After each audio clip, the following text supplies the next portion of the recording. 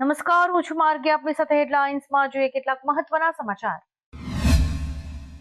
મધ્યપ્રદેશના ઇન્દોર શહેરમાં વહીવટીતંત્ર દ્વારા એક મોટી જાહેરાત કરાઈ છે.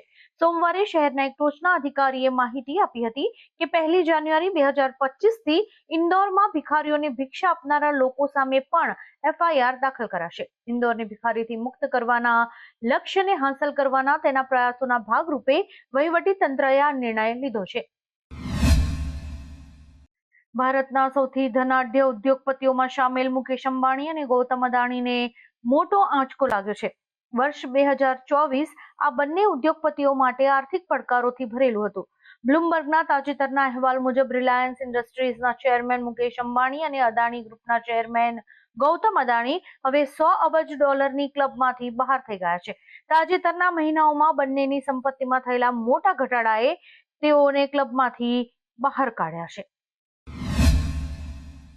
ગાંધીધામમાં નકલી ઈડી પકડાવાને મામલે રાજ્યમાં રાજનીતિ ગરમાઈ છે. પૂર્વ કચ્છ એસપીએ મુખ્ય આરોપી અબ્દુલ સત્તાર માંજોઠીએ ઠગાઈના રૂપિયાનો હિસ્સો આમ આદમી પાર્ટીના કાર્યક્રમમાં ખર્ચ્યો હોવાની વાત કરી હતી. આ બાબતે ગોપાલ ઇટાલિયા અને મનોજ સોરઠિયા સહિતના આપના નેતાઓ સમર્થકો સાથે ગાંધીધામ એ ડિવિઝન પોલીસ મથકે પહોંચ્યા હતા. જોકે આ મામલે પોલીસે મૌન ધારણ કર્યું છે.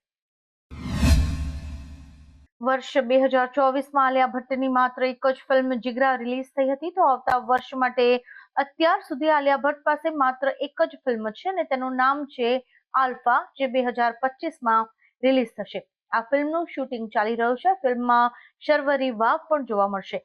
YRFના આદિત્ય ચોપડા આ ફિલ્મનું નિર્માણ કરી રહ્યા છે. આ ફિલ્મ 2 મહિલા સુપર એજન્ટની વાર્તા હશે. આ ફિલ્મને લઈને ઘણી ચર્ચાઓ અને અપેક્ષાઓ છે. આવતીકાલે એટલે કે 17મી ડિસેમ્બરે લોકસભામાં one nation one election bill રજૂ કરવામાં આવી શકે છે. જો તે બંને ગૃહોમાં પસાર થાય છે તો તે 129મો બંધારણીય સુધારો હશે. આ બિલને વિગતવાર ચર્ચા અને સર્વસંમતિ માટે જેપીસીને મોકલવામાં આવશે. આવતીકાલે જ જેપીસીની રચના કરવામાં આવશે, જેમાં ભાજપ, કોંગ્રેસ અને અન્ય પક્ષોના સભ્યોના નામ પણ જાહેર કરાશે. ગુજરાત સરકારે એક રાહતના સમાચાર આપ્યા છે. ઇમ્પેક્ટ ફી ભરવાની મુદત આવતીકાલે પૂરી થઈ રહી હતી. જોકે હવે ગુજરાત સરકારે મુદતમાં 6 મહિનાનો વધારે સમય આપ્યો છે. નિયમ બહારનું કોઈ બાંધકામ હોય જેને તોડવામાં આવે તો અન્ય લોકોને નુકસાન થાય છે. આવામાં ઇમ્પેક્ટ ફી ભરીને તે બાંધકામને નિયમિત કરાય છે. આ માટે મિલકતના જે તે માલિકે નિયત કરેલી ફી ભરવાની હોય છે, તેમજ બાંધકામ નિયમિત છે તેવું સર્ટિફિકેટ લેવાનું હોય છે. 16મી ડિસેમ્બર 1971 એ જ દિવસ હતો જ્યારે પાકિસ્તાનના સૈનિકોએ ભારતીય સેના સમક્ષ આત્મસમર્પણ કર્યું હતું અને બાંગ્લાદેશના રૂપમાં વિશ્વના નકશા પર એક નવા રાષ્ટ્રનો ઉદય થયો હતો. અંગ્રેજોએ કરેલા વિભાજનમાં જમીનનો એક ટુકડો પાકિસ્તાન પાસે આવ્યો. પાકિસ્તાને ત્યાં ખરાબ વર્તન કર્યું તો ત્યાંના લોકોએ ભારત પાસે મદદ માંગી અને પછી એક નવો ઇતિહાસ રચાયો. બીજા વિશ્વયુદ્ધ પછી આ એકમાત્ર યુદ્ધ હતું જે જીતીને નવા દેશની રચના થઈ છે. રિટેલ મોંઘવારી બાદ હવે જથ્થાબંધ મોંઘવારી દરમાં પણ ઘટાડો થયો છે. સરકારી આંકડા મુજબ નવેમ્બરમાં જથ્થાબંધ ભાવ આધારિત ફુગાવો ઘટીને 1.89% થયો હતો. આ 3 મહિનાની નીચી સપાટી છે. જથ્થાબંધ મોંઘવારી દરમાં ઘટાડો થવાનું મુખ્ય કારણ ખાદ્ય ચીજવસ્તુઓ, ખાસ કરીને શાકભાજીના ભાવમાં નરમાઈ હતી. ઓક્ટોબર 2024માં હોલસેલ પ્રાઇસ ઇન્ડેક્સ આધારિત ફુગાવો 2.36% હતો. હવે નકલી માર્કશીટનું કૌભાંડ સામે આવ્યું છે. સુરતની વીર નર્મદ દક્ષિણ ગુજરાત યુનિવર્સિટી એટલે કે VNSGUમાં બોગસ માર્કશીટ અને ડિગ્રીના આધારે એડમિશન મેળવી યુનિવર્સિટીની ડિગ્રી પણ લીધી હોવાનો ખુલાસો થયો છે. છેલ્લા 3 વર્ષમાં આવા 62 વિદ્યાર્થીઓનો પ્રવેશ રદ કરાયો છે. આ 62માંથી એક વિદ્યાર્થીએ તો 2 વર્ષ સુધીમાં જ MBBS નો અભ્યાસ કર્યો, તો બીજાએ LLB નો અભ્યાસ પૂર્ણ પણ કરી લીધો છે. ઉત્તરાયણના પર્વને હજી 1 માસ જેટલો સમય બાકી છે, ત્યારે હવે પતંગના દોરા વડે જીવલેણ અકસ્માતની ઘટનાઓ સપાટી પર આવવાનું શરૂ થઈ ગયું છે. ગત સાંજે વડોદરામાં ફૂડ ડિલિવરી એપમાં કામ કરતા એક યુવકનું ગળું પતંગના દોરાથી ચીરાઈ જતા તે ગંભીર ઇજાગ્રસ્ત થયો હતો. યુવકને સારવાર મળે તે પહેલા જ તેનું મૃત્યુ થયું હતું. પતંગની દોરી ચાઇનીઝ હતી કે કેમ તેની તપાસ પોલીસ દ્વારા શરૂ કરાઈ છે. જ્યોર્જિયાની એક ભારતીય રેસ્ટોરન્ટમાંથી 12 જેટલા લોકોના મૃતદેહ મળી આવતા ખળભળાટ મચી ગયો છે. આ રેસ્ટોરાં ગુડાઉરી સ્કી રિસોર્ટના નામે ઓળખાય છે. મૃતકોમાં 11 વિદેશી જ્યારે કે અન્ય એક જ્યોર્જિયન નાગરિકનો સમાવેશ થાય છે. મૃતકો રેસ્ટોરન્ટના સ્ટાફના સભ્યો જ હતા. અત્યારે પોલીસ ફોરેન્સિક સ્પેશિયાલિસ્ટની મદદથી વધુ તપાસ કરી રહી છે. પાટણની હેમચંદ્રાચાર્ય યુનિવર્સિટીની બોયઝ હોસ્ટેલમાં દારૂની મહેફિલ થઈ હતી. આ મામલે પોલીસ ફરિયાદ કરવાની માંગણી સાથે વિવિધ મુદ્દાઓને લઈને ભૂખ હડતાળ કરાઈ છે.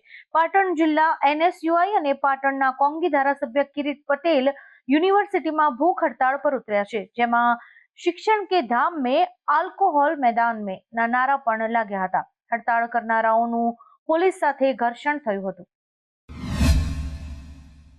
ભારતના વડાપ્રધાન નરેન્દ્ર મોદી અને રશિયાના રાષ્ટ્રપતિ વ્લાદિમીર પુતિન વચ્ચે બંને દેશો વચ્ચેના સંબંધોને પહેલા કરતા વધુ સારા અને મજબૂત બનાવવા અંગે ઘણીવાર ચર્ચાઓ થતી રહે છે. હવે રશિયા ફરી એકવાર મૈત્રીપૂર્ણ સંબંધોનું ઉદાહરણ રજૂ કરી રહ્યું છે અને ભારતીયોને એક મોટી ભેટ આપી રહ્યું છે. વર્ષ 2025માં ભારતીયો રશિયામાં વિઝા વિના પણ મુસાફરી કરી શકશે. સિરિયામાં તખ્તાપલટ બાદ ઇઝરાયેલ સતત હુમલા કરી રહ્યું છે. આ ક્રમમાં ઇઝરાયેલી સેનાએ ટાટ્સના સૈન્ય મથક પર જોરદાર બોમ્બમારો કર્યો હતો. મિલિટરી બેઝમાં મોટી માત્રામાં દારૂગોળો હતો. હવાઈ હુમલાને કારણે દારૂગોળાનો પ્રચંડ વિસ્ફોટ થયો, જે પરમાણુ વિસ્ફોટ જેવો દેખાતો હતો. વિસ્ફોટને કારણે 3.1ની તીવ્રતાનો ભૂકંપ આવ્યો હતો. એવું કહેવામાં આવી રહ્યું છે કે સિરિયામાં છેલ્લા 12 વર્ષમાં આ સૌથી મોટો હુમલો છે. બાંગ્લાદેશમાં હિન્દુઓ વિરુદ્ધ સતત હિંસા થઈ રહી છે. હિન્દુ મંદિરોમાં તોડફોડ અને હિન્દુઓ પર નિર્દયતાથી અત્યાચાર ગુજારાયો હતો. આખરે સમગ્ર વિશ્વમાં ટીકા થયા બાદ બાંગ્લાદેશના મોહમ્મદ યુનુસ પ્રશાસને કાર્યવાહી કરવાની ફરજ પડી છે. શકમંદો અલીમ હુસૈન, સુલતાન અહેમદ રાજુ, ઇમરાન હુસૈન અને શાહજહાં હુસૈનની દોરા બજાર વિસ્તારમાંથી ધરપકડ કરાઈ છે. પશ્ચિમ બંગાળમાં મમતા બેનર્જી સરકારના એક મંત્રી ફિરહાદ હકીમના નિવેદનને લઈને એક વિવાદ થયો છે. તેમણે એક કાર્યક્રમમાં કહ્યું કે જો અલ્લાહ ઈચ્છશે તો મુસ્લિમો બહુ જલ્દી બહુમતીમાં આવી જશે. તેમણે મુસ્લિમ સમુદાયને એવી સ્થિતિમાં લાવવાની જરૂરિયાત પર ભાર મૂક્યો કે આજે તેમનો અવાજ આપોઆપ સંભળાય અને વિકાસ અને ન્યાય માટેની તેમની માંગણીઓ પૂર્ણ થાય. તેમના નિવેદન બાદ ભારે વિવાદ થઈ રહ્યો છે.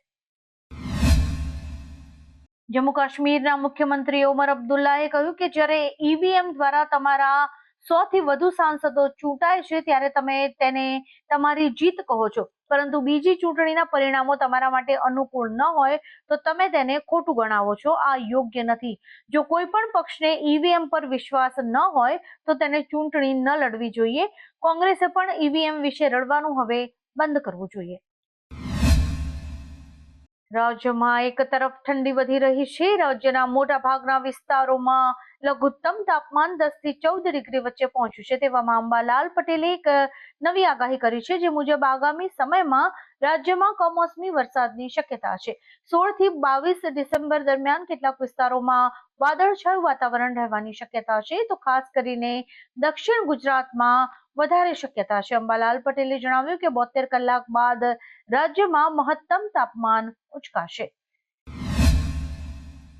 ફ્રાન્સના મેયોટ વિસ્તારમાં ચીકો વાવાઝોડાએ ભારે તબાહી મચાવી છે. અહીં જીવ ગુમાવનારા લોકોની સંખ્યા લગભગ 1000ને આંબી ગઈ હોવાની આશંકા વ્યક્ત કરાઈ છે. એક ટોચના સરકારી અધિકારીએ રવિવારે આ માહિતી આપી હતી. ફ્રેન્ચના હવામાન વિભાગ અનુસાર ચીડોને કારણે 220 કિલોમીટર પ્રતિ કલાકથી વધુની ઝડપે પવન ફૂંકાયો હતો, જેના કારણે મેયોટમાં અનેક મકાનોને નુકસાન થયું હતું. મહારાષ્ટ્રમાં ચૂંટણી પરિણામોના 22 દિવસ બાદ ગઈકાલે 33 કેબિનેટ અને 6 રાજ્ય મંત્રીઓએ શપથ લીધા હતા. હવે કેબિનેટમાં સીએમ અને 2 ડેપ્યુટી સીએમ સહિત 42 મંત્રીઓ છે. એક સીટ ખાલી રાખવામાં આવી છે. ફડણવીસ સરકારમાં ભાજપના 19, શિવસેનાના 11 અને એનસીપી અજીત પવાર જૂથના 9 મંત્રીઓ છે. તેમાંથી 1 મુસ્લિમ અને 4 મહિલા છે. આવા જ કેટલાક રસપ્રદ સમાચારો નિહાળવા માટે અમારી યુટ્યુબ ચેનલને લાઈક, શેર અને સબસ્ક્રાઇબ કરો અને જોતા રહો હેડલાઇન્સ.